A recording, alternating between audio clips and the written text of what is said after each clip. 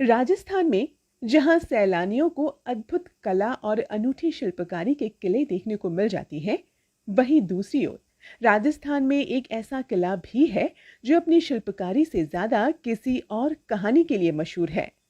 जी हाँ, आज हम बात कर रहे हैं राजस्थान के भूतहा किले के बारे में। भानगढ़ किला। ये किला भूतहा कैसे और क्यों बना? क्या सच में यहाँ पर भूत प्रेत का साया है या नहीं? ये तो बात की बात है। पर इन सबसे पहले जानते हैं इसका इतिहास। राजस्थान राज्य के अलवर जिले में भानगढ़ का किला बसा हुआ है। सरिस्का बाग परियोजना के क्षेत्र में ये भूतहा किला आता है। भारत के सबसे डरावने किलों में से एक किला भानगढ़ का किला भी है। पुरानी मान्यताओं और लोगों के विश्वास के अनुसार इस किले में अनगिनत ऐसी कई असाधारण घटनाएं घटती हैं जो आप लोग अपने सपने में भी नहीं सोच सकते हो।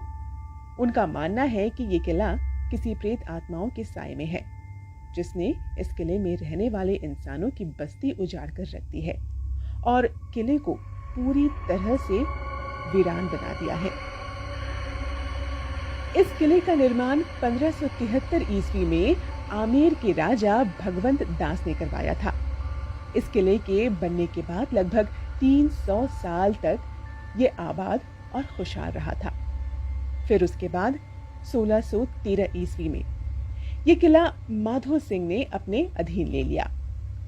माधो सिंह मुगल शासक अकबर के 9 रत्नों में से एक रत्न थे और भगवंत दास के छोटे बेटे और आमेर किले के मुगल सेनापति मानसिंह के छोटे भाई थे।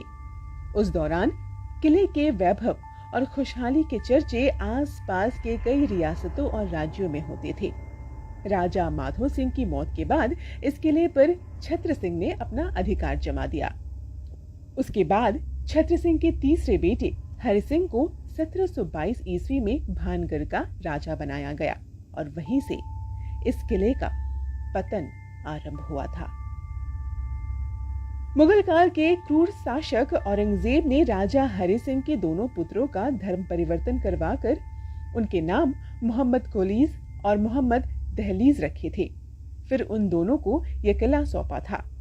जब मुगल काल का अंत और ब्रिटिश काल का आरंभ होने जा रहा था, तब जयपुर के राजा सवाई सिंह ने मोहम्मद कोलीज और मोहम्मद दहलीज की हत्या कर भानगढ़ किले पर अपना कब्जा जमा लिया। उसके बाद भानगढ़ का राजपाट माधो सिंह के वंशजों को सौंप दिया गया था। माना कि ये अपने डरावनेपन के लिए मशहूर है, लेकिन इस किले में देखने लायक बहुत सी वस्तुएं हैं, जिसकी वजह से इस किले में सैलानी आते हैं।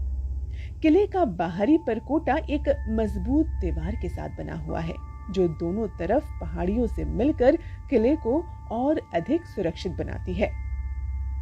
भानगढ़ किले के मुख्य द्वार पर हनुमान जी का मंदिर बना हुआ है। फिर इसके बाद किले के बाजार परिसर की शुरुआत होती है। उसके बाद राजमहल और मंदिर बने हुए दिखते हैं। किले के अंदर एक बावड़ी है, जो उस समय लोगों के स्नान के लिए उपयोग में ली जाती थी। किले के मुख्य मंदिरों में भगवान सोमेश्वर, गोपीनाथ, मंगला देवी और केशवराय के मंदिर हैं। कहते हैं करीब 300 साल पहले एक श्राप की वजह से पूरा भानगढ़ तबाह हो गया। ये कहानी कितनी सच्ची है, इसका अभी तक कोई प्रमाण नहीं मिला है, लेकिन सुनने में ये बहुत ही दिलचस्प है। भानगढ़ किले में वहां की एक बेहद खूबसूरत राजकुमारी रहती थी, जिनका नाम था रत्नावती। रत्नावती आसपास के राज्य में सबसे खूबसूरत महिला के रूप में जानी जाती। उनकी खूबसूरती की चर्चा हर जगह हो रही थी। इसके कारण हर कोई उन्हें देखना चाहता था। उनकी उम्र लगभग 18 वर्ष की थी। तब उनके लिए विभिन्न राज्यों से राजकुमारों के रिश्ते आने लगे थे। रत्नावती के विवाह की बातें चल रही थी। एक दिन राजकुमारी रत्नावती अपनी सहेलियों के साथ भानगढ़ के बाजार में घूमने के लिए निकली थी। वो पूरे बाजार में घूम रही थी, कभी कपड़ों की दुकान पर तो कभी चूड़ियों की दुकान पर, और आखिर में वो एक इत्र की दुकान पर पहुंची। राजकुमारी को इत्र बहुत पसंद था। इसलिए वो तरह तरह के इत्र देख रही थी। वो उनकी खुशबू में खोई हुई थी। लेकिन थोड़ी ही दूर पर एक व्यक्ति उनकी खूबसूरती में खोया हुआ था। उस व्यक्ति का नाम सिंधिया सेवड़ा था। वो राजकुमारी को एकटक निगाहों से देखे ही जा रहा था, मानो उसने किसी अप्सरा को देख लिया हो।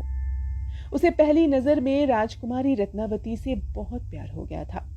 वह उस समय का बहुत बड़ा तांत्रिक भी कहा जाता है, जो कि अपने काले जादू से किसी को भी अपने वश में कर सकता था। जब राजकुमारी ने इत्र खरीद लिया और दुकान वाले से कहा कि ये इधर उनके महल में भिजवा दिया जाए, इतना कहकर वो महल की तरफ जाने लगी। लेकिन इसी बीच वो तांत्रिक भी खड़ा था। राजकुमारी ने उसकी तरफ ध्यान भी नहीं दिया था, इसलिए तांत्रिक बहुत ही गुस्सा हो गया। तांत्रिक सिंधिया सेवड़ा ने राजकुमारी रत्नावती का प्यार पाने के लिए एक योजना बनाई। उसने इत्र की दुकान पर जाकर इत्र की बोतल पर काला जादू कर दिया, जिसको राजकुमारी रत्नावती ने खरीदा था। एक तरह का वशीकरण मंत्र उस बोतल पर कर दिया गया था, जिससे जो भी उस बोतल के इत्र को लगाता वो उस तांत्रिक के पीछे पीछे चला जाता। राजकुमारी रत्नावती को इस बात का पता चल गया था, तो उन्होंने इस इत्र की बोतल को एक चट्टान के ऊपर दे मारा, जिससे पूरा इत्र उस चट्टान के ऊपर लग गया और वो चट्टान लुढ़कते हुए तांत्रिक के ऊपर जा गिरी, जिससे उसकी मृत्यु हो गई। लेकिन तांत्रिक ने मरते मरते पूरे भानगढ़ को श्राप दे दिया कि कुछ ही दिनों में पूरा भानगढ़ तबाह हो जाएगा, यहाँ के सभी लोग मर जाएंगे। तांत्रिक के इस बात में कितना सच था ये तो किसी को नहीं पता था, लेकिन कुछ ही महीनों बाद भानगढ़ और अजबगढ़ राज्य में युद्ध हो गया था, जिसके कारण वहां के सभी व्यक्ति मारे गए और इसमें राजकुमारी रत्नावती की भी मृत्यु हो गई और पूरा भानगढ़ सुनसान हो गया था। इसलिए लोग कहते हैं कि वहां पर मारे गए लोगों की आत्माएं अब भी भटकती हैं। लेकिन इस बात का कोई प्रमाण नहीं है कि ऐसी कोई कहानी हुई थी या फिर ऐसा कोई युद्ध भी हुआ था। इस किले से संबंधित एक और किस्सा भी है।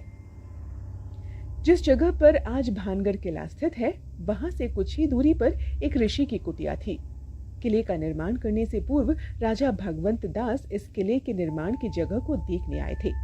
तब उन्हें वहां एक महान ऋषि की कुटिया दिखाई दी। उस ऋषि का नाम ऋषि बालूनाथ था।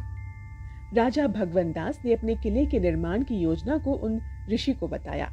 तब ऋषि बालूनाथ ने कहा कि आप यहाँ पर किले का निर्माण तो करवा सकते हैं, लेकिन उस किले की ऊंचाई इतनी नहीं होनी चाहिए कि उस किले की परछाई मेरी कुटिया पर पड़े, नहीं तो पूरा किला तहस नहस हो जाएगा।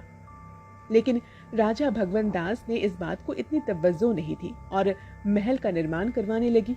किला करीब 7 मंजिल ऊंचा बनाया गया था, जिसके बाद उस किले की परछाई ऋषि बालूनाथ की कुटिया पर पड़ गई।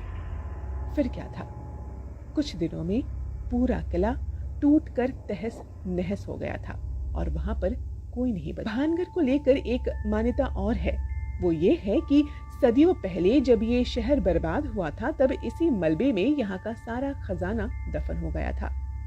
इसको उस वक्त कहीं और ले जाया जाना संभव नहीं था, इसलिए उस खजाने से दुनिया को दूर रखने के लिए भूतों का भ्रम फैलाया गया था।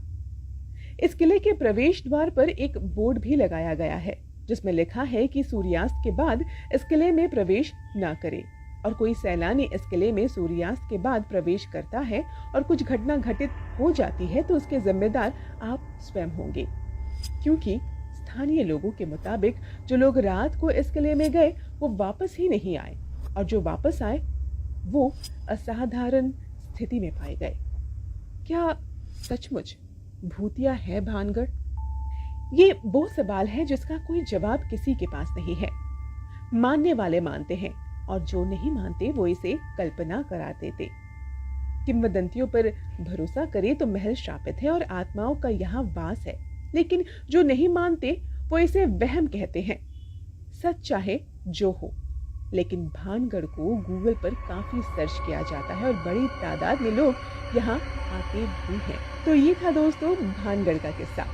आशा है कि आप लोगों को हमारी ये श्रृंखला पसंद आएगी।